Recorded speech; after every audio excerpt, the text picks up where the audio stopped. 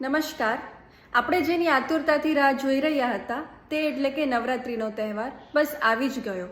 આપણે બધા ગરબા તો રમીએ છીએ અને નવરાત્રિ મનાવીએ પણ છીએ, પણ ઘણા લોકોને ખબર નહીં હોય કે માતાજીના 9 સ્વરૂપો કયા કયા છે. માતાજીના 9 સ્વરૂપો હું તમારી સાથે શેર કરું છું. પહેલા નોરતે માં શૈલપુત્રીનું પૂજન થાય છે.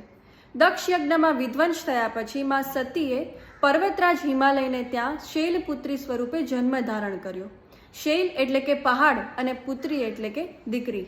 સ્ત્રીનું પહેલું સ્વરૂપ દીકરી તરીકેનું હોય છે. સ્પેશિયલી બાણાસુર રાક્ષસના વધ માટે માં શૈલપુત્રીનો જન્મ થયો હતો અને જ્યાં માં શૈલપુત્રીએ બાણાસુરનો વધ કર્યો તે જગ્યા આજે પણ દક્ષિણ ભારતમાં કન્યાકુમારી તરીકે પ્રસિદ્ધ છે.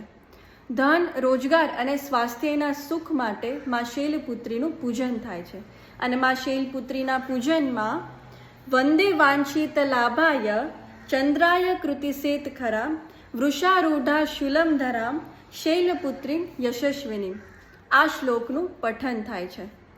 શૈલપુત્રી આપણને જીવનમાં શીખવાડે છે કે હિમાલયની જેમ અડગતા અને મજબૂતી હશે તો જ આપણે જીવનમાં સફળતા મેળવી શકીશું. જય માતાજી.